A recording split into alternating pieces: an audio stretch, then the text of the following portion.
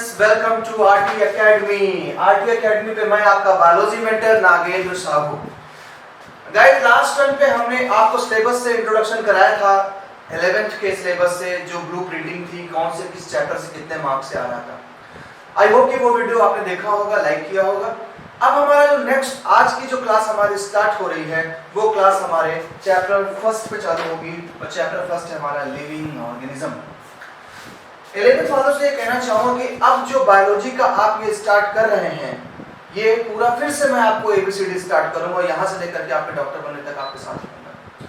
तो 11th की जो हमारी चालू होती है कहानी लिविंग ऑर्गेनिज्म से, मैंने उस चैप्टर में जब इंट्रोडक्शन दिया था आपको सिलेबस का, तो मैंने वहां पर ये बताया था कि सबसे पहले जो हमारी स्टोरी चालू हो रही है किसी वो जिंदा चीज के लिए है। मींस बायोलॉजी जो एक ऐसी साइंस थी जहां पर सिर्फ लिविंग ऑर्गेनिज्म के बारे में स्टडी की जाती है। तो हमारा पहला चैप्टर जो स्टार्ट हुआ, वो पहला चैप्टर लिविंग ऑर्गेनिज्म से ही स्टार्ट हुआ, जहां पर हम ये जानने वाले हैं कि आखिर लिविंग ऑर्गेनिज्म कौन है। हम सब जानते हैं, आप भी जानते हैं, हम भी जानते हैं। अगर आपसे पूछा जाए जिंदा कौन है, तो आप बताएंगे जो रेस्पिरेशन करता है वो लिविंग है, जो डाइजेशन करता है वो लिविंग है। फ्रेंड्स, ये तो है ही है, इसके अलावा और भी बड़ी प्रॉपर्टीज हैं लिविंग ऑर्गेनिज्म के लिए। आज हम डिस्कस करेंगे उसी प्रॉपर्टीज के बारे में। तो हमारा चैप्टर है लिविंग ऑर्गेनिज्म और हमारा टॉपिक है प्रॉपर्टीज ऑफ लिविंग ऑर्गेनिज्म। जो आज इस चैनल पे आए हैं फर्स्ट, उनके लिए तो बहुत बढ़िया है, बिकॉज आज ही मैं चैप्टर यहाँ से चालू करने जा रहा हूँ। कंटिन्यूअसली बने रहें, वीडियोस मत लैग करें। ओके, चलिए आगे चलते हैं और हमारा चैप्टर स्टार्ट करें। देखिए, बेहद खूबसूरत हमारा लिविंग वर्ल्ड हमें दिखाई पड़ रहा है, जहां पर एक साइड मैंने आपको एनिमल्स शो किए और अनदर साइड हमारे प्लांट्स को शो किया है। एक अच्छा ग्राफिक के साथ शुरुआत हो रही है लिविंग वर्ल्ड की। तो देखिए लिविंग वर्ल्ड में क्या क्या है। लिविंग वर्ल्ड में सबसे पहले मैं आपको बताना चाहूंगा कि क्या प्रॉपर्टीज है लिविंग ऑर्गेनिजम्स की। ये 5 बेसिकली प्रॉपर्टीज एनसीईआरटी बताती है हमको, जो लिविंग ऑर्गेनिज्म की प्रॉपर्टी है। क्या प्रॉपर्टी है? पहली प्रॉपर्टी है आपकी ग्रोथ।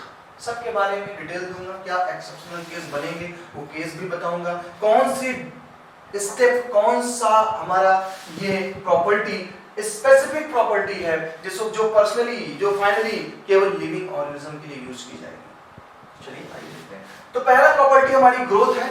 दूसरी प्रॉपर्टी हम रिप्रोडक्शन बताएंगे कि लिविंग ऑर्गेनिज्म की दूसरी प्रॉपर्टी है, उसको जाना जा सकता है रिप्रोडक्शन से। थर्ड प्रॉपर्टी हम बात कर रहे हैं मेटाबॉलिज्म से। What is metabolism? तो it is a sum of total chemical reaction which occur in our body. जितना भी हमारी बॉडी में केमिकल रिएक्शन चल रहा है वो हमारा मेटाबॉलिज्म है। तो ये भी एक लिविंग ऑर्गेनिज्म का कैरेक्टरिस्टिक है। And the fourth is cellular organisation. क्या कंपोजिशन है, क्या आप सेल से बने हैं या नहीं है। तो बेसिकली लिविंग ऑर्गेनिज्म का कंपोजिशन सेलुलर होगा, तभी आप उसको लिविंग कहते हैं। कॉन्शियसनेस, वाह, कॉन्शियसनेस, सभी कॉन्शियस होते हैं अपने लिए। कॉन्शियसनेस, अगर हम टेम्परेचर इन सब के बारे में हमारी बॉडी रिस्पॉन्स करती है तो हम भी लिविंग ऑर्गेनिज्म हैं। चलिए आगे चलते हैं। इन 5 जो भी हमारे पास प्रॉपर्टीज हैं, इन प्रॉपर्टीज को एक्सप्लोर करते हैं। ओके गाइस, चलिए प्रॉपर्टी को एक्सप्लोर करने की बात कर, सबसे पहली प्रॉपर्टी हमने उठाई है ग्रोथ की। सबसे पहली प्रॉपर्टी हमारी है ग्रोथ। देखिए ग्रोथ में क्या है, it is the increase in number and mass of cells by cell division. बहुत सही बात कह रहा है, it is the increase in number. Number जब बढ़ते हैं आपके, या फिर मास ऑफ सेल्स बढ़ जाए, तो आप इसे ग्रोथ कहते हैं। मैंने डायग्रामेटिक देख के दिखा रहा हूं, यहाँ पर एक जाइगोट डेवलप हो रहा है, सिंगल सा ये जाइगोट था। इस जाइगोट में सेल डिवीजन हो रहा है। यू नो दैट, मैंने आपको पढ़ाया भी है पहले भी वीडियोस में, 2 टाइप के सेल डिवीजन होते हैं, mitosis and meiosis. Cell division के थ्रू क्या होता है, कोई भी एक सेल 1 से 2 डॉटर सेल में डिवाइड होती है, या फिर 1 से 4 डॉटर सेल में डिवाइड होती है, कोई भी एक सेल। यहाँ पर आप देख रहे हैं, ध्यान से देखें तो देखिए सेल का जो न्यूक्लियस है, ये न्यूक्लियस है, ये न्यूक्लियस 1 से 2 में डिवाइड हो गया। जब 1 से न्यूक्लियस 2 में डिवाइड होता है, ये डिवीजन हम बोलते हैं माइटोसिस डिवीजन। ये हमारा माइटोसिस डिवीजन है, जहां पर 1 सेल डिवाइड हो रही है, 2 के 2 बन गया। फिर देखिए 2 से 4 धीरे धीरे करते हुए बहुत सारी सेल्स बनना चालू हो जाएंगी। तो ये जो हो रहा है इसको आप ग्रोथ कहते हैं। और जब हमारी बॉडी में सेल डिवीजन होता है, हमारी ग्रोथ होती है, हमारा बॉडी मास बढ़ता है। बॉडी मास का मतलब dry weight of your body. Dry weight, वजन तो हम ऐसे बढ़ा सकते हैं, 1 लीटर पानी पी लें, अभी 60 किलो के हैं, 1 लीटर पानी पी लें 61 किलो के, तो ये वेट नहीं होता है। ड्राई वेट, यानी कि ड्राई वेट को हम बोलते हैं बायोमास। यहाँ पर वही चीज दी गई है कि अगर कोई सेल एक से डिवाइड होकर 2 बना रही है या कोई बॉडी मास बढ़ रहा है, आप उसे कंसीडर करते हो ग्रोथ। नेक्स्ट देखते हैं ग्रोथ कुछ प्रॉपर्टीज।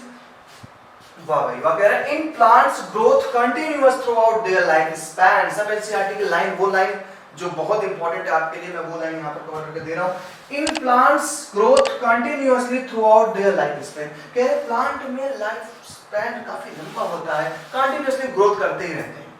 लेकिन आप देखेंगे हम एनिमल्स में एक टाइम के बाद ग्रोथ हो जाती है, फिर हमारी बॉडी के ना मसल्स बनने वाले हैं, ना हमारी बॉडी की हाइट बढ़ने वाली है, हमारी बॉडी की ग्रोथ रुक जाती है। लेकिन हमारी बॉडी में 2 ऐसी जगह हैं जहां पर ग्रोथ होता रहता है। बताते हैं आपको। सबसे पहली जगह नोज का जो ये टिप होता है आगे वाला, ये कार्टिलेज है, ये ग्रोथ करता रहता है। एंड द ईयर लोब, ये जो ईयर लोब होते हैं ये भी ग्रोथ करते रहते हैं। इसलिए आप देखेंगे कुछ आदमी जो बुढ़े हो जाते हैं उनके कान ये बड़े हो जाते हैं। अब इसका मतलब बढ़ने मतलब ये नहीं कि बुढ़ापे तक लटकने लगे जमीन में छू जाए, है ना, लेकिन फिर भी नॉर्मल कंडीशन से बड़े हो जाते हैं, नोज भी फूल जाती है पकौड़े जैसे। तो ये जो ग्रोथ है, ये ग्रोथ कह रहा है कि प्लांट्स में ग्रोथ कंटिन्यूअस होती रहती है throughout their life span. In animals growth is only up to a certain age. एक एज तक ही हमारी ग्रोथ होगी। अब ये जो है ना देख रहे हैं, ये हाथी नहीं बन जाएगा, एक एज तक ये ग्रोथ करेंगे। एक एज के बाद लाइफ स्पैन खत्म हो गया, डेथ हो गया, जाओ निकलो, खत्म करो। However, cell division occurs to replace the lost cell.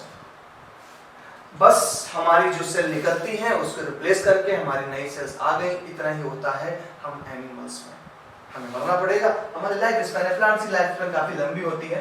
चलिए यहाँ पर अब एक एक्सेप्शनल केस आ गया। कह रहे हैं कि basically growth is the increase in the mass and size. आप कह रहे हैं कि ग्रोथ का मतलब है इंक्रीज करना मास में या उसके साइज में इंक्रीजमेंट होना, ये ग्रोथ है।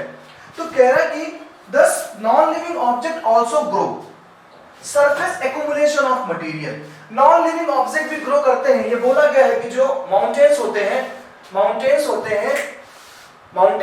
उस माउंटेन्स में कंटिन्यूअसली ग्रोथ होता रहता है।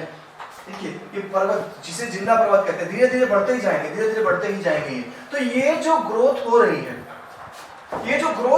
है, नॉन लिविंग में भी हो रही है, उधर ये ग्रोथ लिविंग में भी हो रही है। तो यहाँ पर हमारा एक ऑप्शन निकलता है, पॉइंट निकलता है कि भाई जो ग्रोथ हो रहा है वो ग्रोथ नॉन लिविंग में भी हो रहा है और लिविंग में हो रहा है। That is why it's not defining property of living organism. Growth एक प्रॉपर्टी नहीं डिफाइन कर पा रहा, क्योंकि वही डिफिनेशन को, वही प्रॉपर्टी को हम सबसे सुपर मानेंगे, सबसे बढ़िया मानेंगे जो सिर्फ और सिर्फ लिविंग में पाई जाएगी। इस पॉइंट को याद रखिएगा।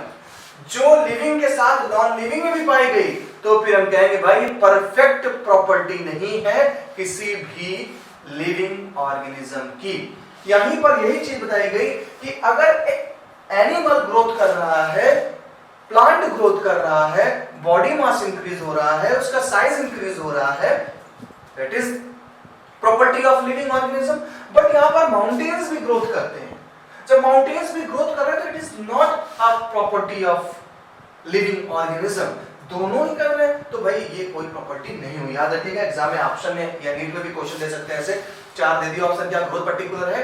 नहीं, ग्रोथ पर्टिकुलर डेफिनेशन नहीं, बिकॉज दोनों में पाई जाती है ग्रोथ। ओके, नेक्स्ट ये point.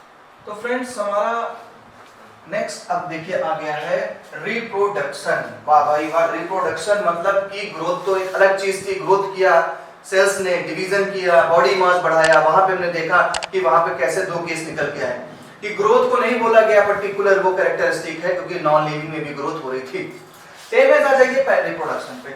We know that very well कि आपने 10th में भी अभी पढ़ करके निकले होंगे रिप्रोडक्शन के बारे में, human reproduction, how organism reproduce.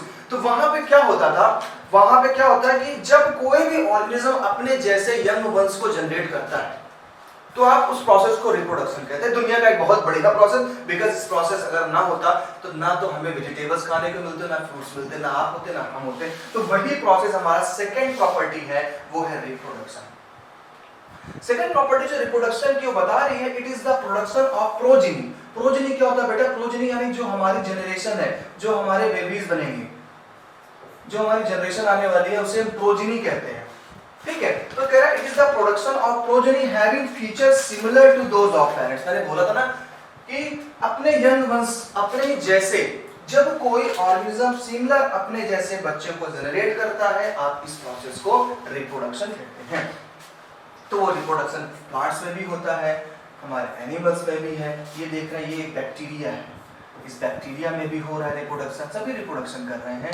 और ये हमारा देख रहे हैं, ये ईस्ट एक फंजाई है। आपने लाइफ प्रोसेस रिप्रोडक्शन में 10th में पढ़ा होगा। ईस्ट क्या करता है, हमारा बडिंग करता है, ये वही बडिंग प्रोसेस को शो कर रहा है। तो ये रिप्रोडक्शन शो कर रहा है हर जगह, छोटे से लेकर बड़े ऑर्गेनिज्म तक का रिप्रोडक्शन होता है। कहता है organism reproduce asexually and sexually. बताने की जरूरत नहीं है कि एसेक्सुअली क्या है, सेक्सुअली क्या है। आपने अच्छे से पढ़ा है कि जब कभी भी किसी भी रिप्रोडक्शन में गैमीट्स इन्वॉल्व होंगे, सवाल उठता है सर गैमीट्स क्या है। आपकी बॉडी में बनने वाले स्पर्म, फीमेल की बॉडी में बनने वाले ओवम ही हमारे गैमीट्स होते हैं। तो जब किसी रिप्रोडक्शन प्रोसेस में गैमीट्स इन्वॉल्व हो रहे हैं तो आप बोलेंगे सर ये सेक्सुअल रिप्रोडक्शन है। और अगर गैमीट्स एब्सेंस हो गए तो ए फॉर एब्सेंस, ये बन जाएगा एसेक्सुअल रिप्रोडक्शन। तो कह रहे हैं कि ऑर्गेनिज्म रिप्रोड्यूस करता है, एसेक्सुअली भी रिप्रोड्यूस करेगा और सेक्सुअली भी रिप्रोड्यूस करता है।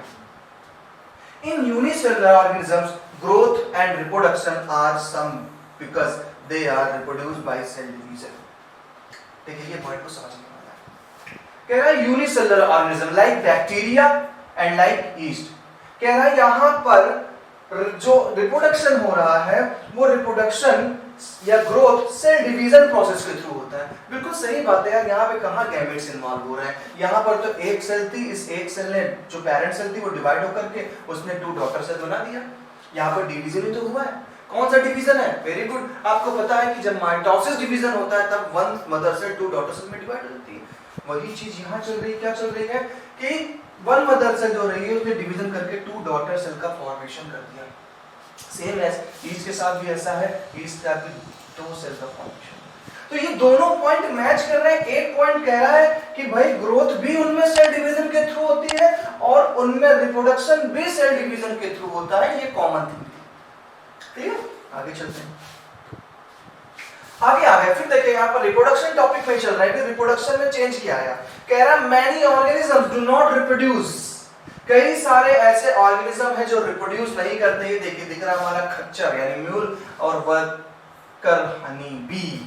ये 2 पिक्चर आपके सामने दिख रहे हैं। बढ़िया, जो म्यूल है हमारा, ये म्यूल रिप्रोडक्शन नहीं कर सकता है।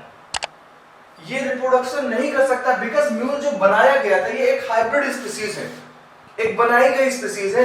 ये बनाया गया था किसके किसके रिप्रोडक्शन के थ्रू? Horse plus donkey.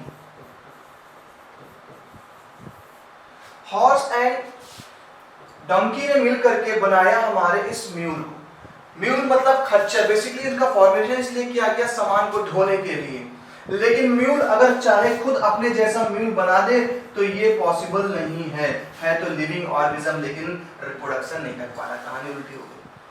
अभी तक आपने जब स्टार्ट किया था कि लिविंग ऑर्गेनिज्म की जो सेकंड प्रॉपर्टी है वो प्रॉपर्टी है क्या? सेक्सुअल रिप्रोडक्शन या फिर रिप्रोडक्शन। वहां पे लिविंग ऑर्गेनिज्म रिप्रोडक्शन कर रहा, हम सभी रिप्रोडक्शन कर रहे हैं यार। तो म्यूल रिप्रोडक्शन नहीं कर रहा है, इसने कहानी यही खराब कर डाली। म्यूल रिप्रोडक्शन नहीं कर रहा और हमारा हनी बी भी रिप्रोडक्शन नहीं करे। कौन सी हनी बी है? Worker honey bee. Worker honey bee sterile होती है, ये रिप्रोडक्शन नहीं कर सकते। इन दोनों ने केस बिगाड़ दिया। इन दोनों ने केस क्या बिगाड़ दिया कि भाई रिप्रोडक्शन भी एक डेफिनेट प्रॉपर्टी नहीं है। क्योंकि अगर रिप्रोडक्शन डेफिनेट प्रॉपर्टी होती कि नहीं लिविंग ऑर्गेनिज्म रिप्रोडक्शन करेगा ही करेगा तो ये दोनों को भी करना था। लेकिन दोनों ने रिप्रोडक्शन करने की एबिलिटी नहीं है, इसलिए reproduction is not a definite property of living organism. दोनों हट गए, ग्रोथ भी नहीं रहा, रिप्रोडक्शन भी नहीं रहा। याद रखिएगा, आप किसी से बोलेंगे तो प्रॉपर्टी है, no doubt, it is property of living organism but not particular characteristic, not particular property of living organism because growth भी living में हो रही थी, नॉन लिविंग में हो रही, गड़बड़ा गया। रिप्रोडक्शन लिविंग में हो रहा है लेकिन यहाँ 2 भाई साहब लिविंग ही है और इन दोनों में रिप्रोडक्शन नहीं हो रहा है, इसलिए कहानी यहाँ पर बिगड़ गई। ये पॉइंट नोटेबल है, एनसीईआरटी का है। आगे चलते हैं। मेटाबॉलिज्म। देखिए मेटाबॉलिज्म क्या है पहले ये जाने, फिर इसके जुड़े हुए कुछ पॉइंट्स आप देखते हैं। मेटाबॉलिज्म जो है बेटा, वो मेटाबॉलिज्म एक्चुअली सम है दो केमिकल रिएक्शन का। आपकी बॉडी में 2 टाइप के केमिकल रिएक्शन होते हैं, या किसी चीज का फॉर्मेशन होगा या किसी चीज का डिग्रेडेशन होगा, मींस ब्रेकडाउन होगा। किसी चीज का फॉर्मेशन या किसी चीज का डिग्रेडेशन कुछ ऐसे समझिए, प्लांट फोटोसिंथेसिस करता है, प्लांट फोटोसिंथेसिस करता है, ओके करने दीजिए। प्लांट फोटोसिंथेसिस करता है तो क्या करता है, 6CO2 प्लस 12H2O को जोड़ने का काम करता है। 6CO2 प्लस 12H2O को जोड़ने का काम कर रहा है, क्या बनाता है बेटा, ग्लूकोज। यानी ये जो केमिकल रिएक्शन आप देख रहे हैं, इस केमिकल रिएक्शन में दो चीजों को कंबाइन करके एक तीसरी चीज बनाई गई। मींस जब कोई चीज कंबाइन कर रहे हैं, इस केमिकल रिएक्शन को बोलते हैं एनाबॉलिज्म। एनाबॉलिज्म पहली केमिकल रिएक्शन। आई होप समझ में आ गया होगा कि प्लांट फोटोसिंथेसिस कर रहा है, ग्लूकोज को बनाने के लिए 6CO2 प्लस 12H2O को जोड़ करके वो बना रहा है क्या, हमारा ग्लूकोज। दो अलग अलग चीजों को जोड़ करके उसने एक चीज, तीसरी चीज बनाई। इस केमिकल प्रोसेस को नेम दे दिया एनाबॉलिज्म। बेसिकली एनाबॉलिज्म में एनर्जी कंज्यूम होती है, एनर्जी कंज्यूम होती है मतलब खर्च होती है एनर्जी। दूसरी केमिकल रिएक्शन क्या है, दूसरी ये है कि प्लांट रेस्पिरेशन करता है। पढ़ा है आपने ना लाइफ प्रोसेस में रेस्पिरेशन। जब प्लांट रेस्पिरेशन करता है तो क्या होता है स्टूडेंट्स, कि ग्लूकोज का ब्रेकडाउन होता है। याद करिए, ग्लूकोज से पायरुविक एसिड बनाया गया था, फिर पायरुविक एसिड से हमारा क्या बनाई गई थी, 36 और 38 ATP एनर्जी। यहाँ पर ग्लूकोज का डिग्रेडेशन हुआ, ग्लूकोज के मॉलिक्यूल को तोड़ डाला गया, तोड़ा तो एनर्जी रिलीज हुई। क्या रिलीज हुई, एनर्जी रिलीज हुई। जब एनर्जी रिलीज हो गई, इस प्रोसेस को नाम दे दिया कैटाबॉलिज्म। कैटाबॉलिज्म यानी एनाबॉलिज्म, एनाबॉलिज्म एंड कैटाबॉलिज्म, इन दोनों को मिला करके बना मेटाबॉलिज्म। मेटाबॉलिज्म इसीलिए लिखते हैं NCERT, metabolism is a sum of all chemical reaction which is held in our cells. हमारी सेल में होने वाले सारे केमिकल रिएक्शन को हम मेटाबॉलिज्म कहते हैं। यहाँ पर मैंने मेटाबॉलिज्म के 2 टाइप बता दिए, एक एनाबॉलिज्म जहां पर कुछ बनेगा, एनर्जी खर्च करनी पड़ेगी बनाने के लिए, दूसरा एनर्जी रिलीज होगी क्योंकि कोई चीज ब्रेक डाउन हो रही है तो उससे एनर्जी निकल रही है। तो इसको ऐसे समझिए, टाइम के बाद मैं भी जब पढ़ता तो कंफ्यूज रहता था कि एनाबॉलिज्म में एनर्जी बन रही है या एनर्जी खर्च हो रही है।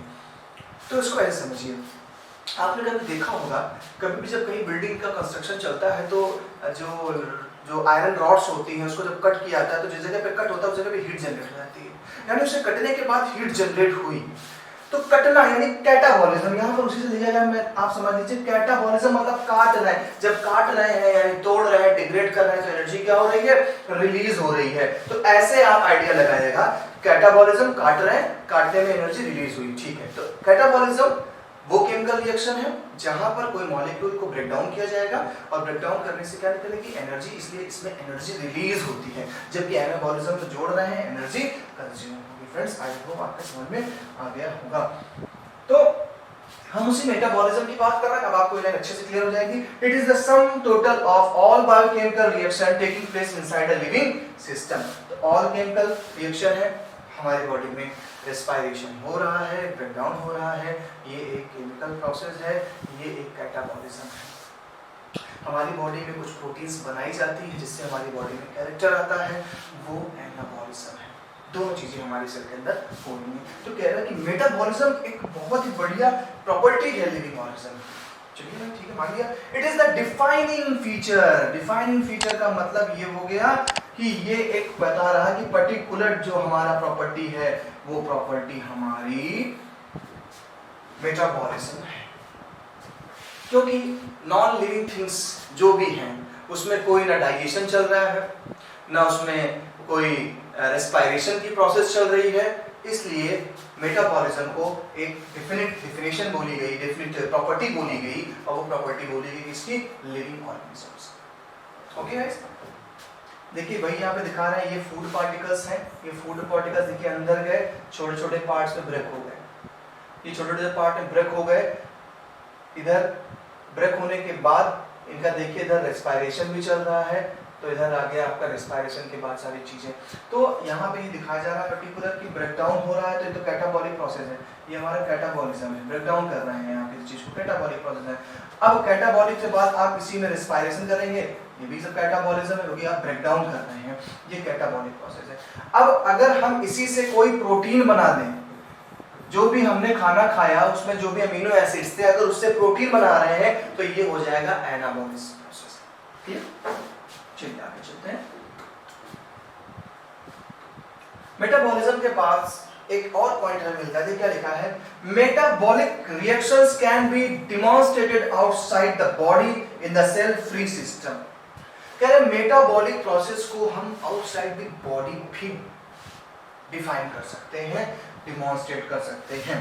जिसे इसने बोला metabolic reaction can be demonstrated outside the body in cell free system. Free system का मतलब है, जैसे कि हम लोग याद करिए, आपने 10th में हाउ डू ऑर्गेनिज्म रिप्रोड्यूस में एक टॉपिक पढ़ा होगा, एसटीडीज, और एक पढ़ा होगा फर्टिलिटी से रिलेटेड, जहाँ ट्यूबेक्टोमी वैसेक्टोमी का जिक्र किया गया था। यही एक चीज आपको इसमें और मिलेगी, जब कभी कोई कपल फर्टाइल नहीं होते हैं तो आपने सुना होगा टेस्ट ट्यूब बेबी का नाम, बड़ा कॉमन सा नाम है टेस्ट ट्यूब बेबी, है ना, जो इनफर्टाइल कपल होते हैं उनके लिए होता है। तो ये देखेंगे टेस्ट ट्यूब बेबी में क्या होता है, फादर के स्पर्म ले लिए, मदर का ओवम ले लिया, टेस्ट ट्यूब में फ्यूजन करा दिया।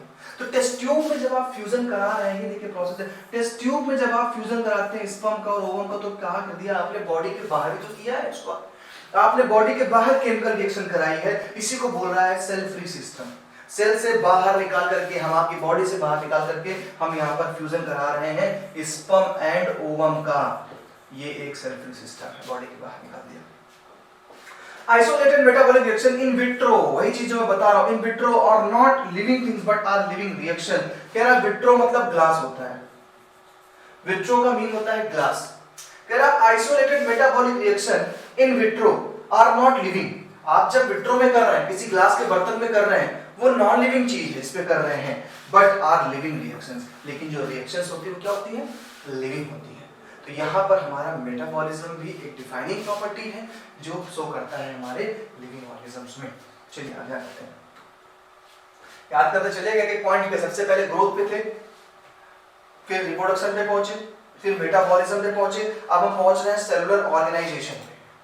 सेलुलर ऑर्गेनाइजेशन पे क्या है, organisms are made up of one और मोर सेल्स। सेल थ्योरी का पहला पॉइंट आपने क्लास 9 पे पढ़ा था, given by Schleider and Swan, जिन्होंने बताया था सेल थ्योरी में कि all living organisms are made up of a single cell और मोर देन वन सेल्स। जैसे पे आपने क्या बोल दिया था, unicellular and multicellular. Unicellular and multicellular organism बना दिए। वही कह रहा देखिए सेलुलर ऑर्गेनाइजेशन भी लिविंग ऑर्गेनिज्म की खास प्रॉपर्टी है। आप जिस जगह पे बैठे होंगे, जिस जगह पे देख रहे होंगे, कोई अगर वहां पे मार्बल की फर्श है तो मार्बल में कहीं सेल दिख जाए तो बताइएगा, सेल नहीं मिलेगी मार्बल में। क्लियर? तो कह रहा है कि लिविंग ऑर्गेनिज्म की प्रॉपर्टी है कि उसके बॉडी में सेल पाई जाएगी। क्लियर? तो वही कह रहा है organism are made up of more cells, unicellular, multicellular. It is the defining feature of living. देखिए यहां पर भी इसने बोल दिया it is a defining feature of living. ये भी लिविंग ऑर्गेनिज्म को डिफाइन कर रहा है, बिकॉज सेल सिर्फ लिविंग ऑर्गेनिज्म में होती है, नॉन लिविंग ऑर्गेनिजम्स में सेल्स नहीं पाई जाएंगी। तो यहाँ पर सेलुलर ऑर्गेनाइजेशन भी हमारा डिफाइन करता है हमारे एक प्रॉपर्टी को, जो पर्टिकुलर प्रॉपर्टी है हमारे लिविंग ऑर्गेनिज्म की। ये मैंने दिखाया कि देखिए प्लांट सेल है, सेल के बारे में आपको बताने के टाइम वेस्ट करना है क्योंकि आगे पढ़ चुके हैं, फिर भी देख लीजिए प्लांट की ये सेल है, सेल वॉल प्रेजेंट है इसलिए अलग है, जबकि एनिमल सेल आप देख रहे हैं एनिमल की सेल है, स्फेरिकल शेप में थोड़ा सेल्स है। फिर चलिए आगे चलते हैं। अगला हमारा एक मिलेगा जो मुझे बहुत ही ज्यादा पसंद है, ये डिफाइनिंग प्रॉपर्टीज, कॉन्शियसनेस।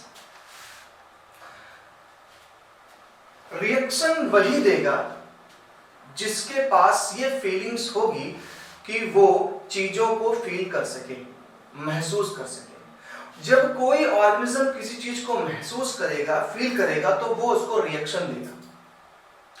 वो रिएक्शन देगा तो वही उसका बन जाता है कॉन्शियसनेस। मुझे ठंड लग रही है, ये मैं फील कर रहा हूं, ये कॉन्शियसनेस है। गर्मी लग रही है, कॉन्शियसनेस है। भूख लग रही है, कॉन्शियसनेस है। प्यास लग रही है, कॉन्शियसनेस है। खाना खा लिया, अब भूख नहीं लग रही है, it is also consciousness. Every movement of your body which responds to external stimuli is called consciousness। हर एक बॉडी का वो मूवमेंट जो किसी एक्सटर्नल एटमॉस्फेयर के कारण कोई रिस्पॉन्स दे देता है, आप उसे बोलते हैं भाई ये कॉन्शियस है। Okay, all organisms are aware of their surrounding. हम सभी अपने सराउंडिंग में अवेयर हैं, बिल्कुल अवेयर हैं। It is defining property of living organism. ये एक लिविंग ऑर्गेनिज्म की डिफाइनिंग प्रॉपर्टी है। जैसे कि आप ये प्लांट देख रहे हैं, इस प्लांट का नेम है mimosa pudica. Mimosa pudica, mimosa pudica को कॉमन नेम में हम लोग बोलते हैं छुई मुई, टच मी नॉट प्लांट, छुई मुई। तो जो मिमोसा प्यूडिका है, इस मिमोसा प्यूडिका को अगर आप टच करते हैं, ये पहले 10th के चैप्टर में था, but due to the corona reason ये चैप्टर रिमूव कर दिया गया। तो जो हमारा मिमोसा प्यूडिका है, अगर इसकी लीफ को हम टच करते हैं तो सारी लीव्स बंद हो जाती हैं, सारी लीव्स बंद हो जाती है, फोल्ड रहती है ऐसे। तो ये फोल्ड हो रहा है, बताइए एक प्लांट जिसने टच की सेंसेशन को देखा, टच की सेंसेशन को फील किया, उसने अपनी लीव्स को क्लोज कर दिया, ये कॉन्शियस है, ये कॉन्शियसनेस है उसकी, इसलिए प्लांट लिविंग ऑर्गेनिज्म में है। ये साइड में मैंने एक प्लांट दिखाया, ये इंसेक्टिवोरस प्लांट है, वीनस फ्लाईट्रैप। ये इंसेक्टिवोरस प्लांट जिस जगह पे नाइट्रोजन की कमी होती है, नाइट्रोजन लैक होती है, उस जगह पे ऐसे प्लांट्स पाए जाते हैं। प्लांट्स को भी जिंदा रहने के लिए प्रोटीन की जरूरत पड़ती है, प्रोटीन बनाने के लिए नाइट्रोजन की जरूरत पड़ती है। तो नाइट्रोजन ये कहां से लेंगे, स्वयं में उस जगह पे नाइट्रोजन नहीं है। ऐसी कंडीशन में ये प्लांट्स क्या करते हैं, एक बेहतरीन तरीका अपनाते हैं अपने प्रे को पकड़ने के लिए। जैसे ही कोई प्रे इनकी लीव्स के पास जाता है, ये अपनी लीव को बंद कर देते हैं। देखने में टट्टी होते हैं, रेड कलर का दिखाई पड़ रहा है, तो लग रहा है कोई प्लांट बॉडी है, कोई खाने लायक बॉडी है। तो फ्रॉग इसके पास गया, फ्रॉग इसके पास गया, तुरंत क्या किया, इस लीफ ने, कॉन्शियसनेस थी उसकी, जैसे टच किया इसके लीफ के फ्लैप को पकड़ लिया, इसने पकड़ लिया। धीरे धीरे ये एंजाइम सेक्रेट करेगा और उस ऑर्गेनिज्म को गला देगा। गलाने के बाद उसकी बॉडी से जो नाइट्रोजन रिलीज होगी, इस नाइट्रोजन को ये एब्जॉर्ब करेगा। तो देखिए एक छोटा सा प्लांट भी शिकार कर रहा है, ये भी कॉन्शियस है अपने होस्ट के लिए, इसलिए ये भी कॉन्शियसनेस की एक अच्छी प्रॉपर्टी है। Human is the only organism having self consciousness. Self की बात आ गई। सेल्फ कॉन्शियसनेस और कॉन्शियसनेस में क्या डिफरेंस है? देखिए जैसे कि भी प्लांट को टच करने पर रिस्पॉन्स दे रहा है, वीनस फ्लाईट्रैप को इंसेक्ट जब लीफ पे आया तब रिस्पॉन्स दे रहा है, लेकिन हम इंसान सेल्फ कॉन्शियसनेस रखते हैं। हम अकेले बैठे हैं तो यहाँ कुछ नहीं कर रहे हैं, यहाँ कुछ नहीं कर रहे हैं, जबरदस्ती की सेल्फ कॉन्शियसनेस। खुद में बैठे बैठे सोच रहे हैं ये कैसे हो गया, ये क्या करेंगे, सेल्फ कॉन्शियसनेस। वही बोल रहा है कि human is the only organism having self consciousness, जो सेल्फ कॉन्शियसनेस रखता है। तो इस तरीके से सेल्फ कॉन्शियसनेस भी हमारी एक अच्छी भूमिका है, एक अच्छी सी कैरेक्टरिस्टिक है, लिविंग ऑर्गेनिज्म की प्रॉपर्टी है। कॉन्शियसनेस में नेक्स्ट पॉइंट देख लीजिए, it is the ability of organism to sense their environment and respond to the environmental stimuli। जो मैंने आपको पहले बात बताई थी कि ये एक ऐसी एबिलिटी है जिसके दौरान आप इन्वायरमेंटल स्टिमुलाई, देखिए बेटा कि स्टिमुलाई टर्म क्या होता है, जैसे कि घर में आपके स्विच लगा होगा, आप बल्ब के स्विच को ऑन करते हैं, जैसे ही बल्ब के स्विच को आप ऑन करते हैं लाइट ऑन हो जाती है। आपका स्विच को प्रेस करना it is a stimuli, bulb का जल जाना it is a response. Same as आपको मच्छर ने काटा, रात को आप नींद में भी होते लेकिन कॉन्शियस इतना तगड़ा होता है आपका कि मच्छर ने काटा तो बिना देखे पटाख से मार दिया उसको, कितना सधा निशाना, आप नींद में हैं, ये आपकी क्या है, सेल्फ कॉन्शियसनेस। क्लियर? फिर light, water, temperature, other organisms, chemical pollutant सब ही हमारे लिए क्या है, तरीके के स्टिमुलाई हैं। तो जो भी बाहर से हमें मिलता है वो स्टिमुलाई है, हम उस पर जो रिएक्शन देते हैं वो रिस्पॉन्स है। तो स्टूडेंट्स आज जो टॉपिक हमने स्टार्ट किया लिविंग ऑर्गेनिज्म में, टॉपिक था हमारा property of living organism. Organism. तो प्रॉपर्टी तो आपने देखी थी, ग्रोथ थी, रिप्रोडक्शन थी, metabolism, cellular organism, conjugation. Mostly जो क्वेश्चन पेपर होता है हमारे लिए एग्जामिनेशन के लिए, नीट के लिए, वो निकलेगा ग्रोथ से, क्योंकि जहां पर एक्सेप्शन केस है फाउंटेन भी ग्रोथ होती है, यही कहानी गड़बड़ा गई थी। तो आपसे कहा क्या ग्रोथ डिफाइनिंग प्रॉपर्टी है? आप कहेंगे no, because growth non living में भी होता है। ठीक है, अच्छा क्या रिप्रोडक्शन है रिप्रोडक्शन? तो रिप्रोडक्शन है बिकॉज रिप्रोडक्शन सेल डिवीजन के भी थ्रू हो रहा है और हमारी गैमीट्स के भी थ्रू हो रहा है। मेटाबॉलिज्म ये तो डेफिनेट है, डिफाइन करेगा, क्योंकि लिविंग ऑर्गेनिज्म में मेटाबॉलिज्म होती है, anabolic and catabolic chemical reaction. Cellular organisation, cell से फॉर्मेशन कर रहा था, जिसकी बॉडी में सेल पाया जाएगा वो लिविंग होगा, ये भी डिफाइन कर रहा था हमारे प्रॉपर्टी को। कॉन्शियसनेस की बात करें तो एक पत्थर को कहीं भी मारो, ऐसा नहीं कि वो उड़ते उड़ते रुक जाएगा, नहीं हम ले जा पाएंगे, लग जाएगी चोट, बिकॉज कॉन्शियसनेस नहीं है, इसलिए वो नॉन लिविंग ऑब्जेक्ट है। तो ये सारे क्वेश्चंस थे, ये टॉपिक था हमारा आज का, प्रॉपर्टी ऑफ लिविंग ऑर्गेनिज्म।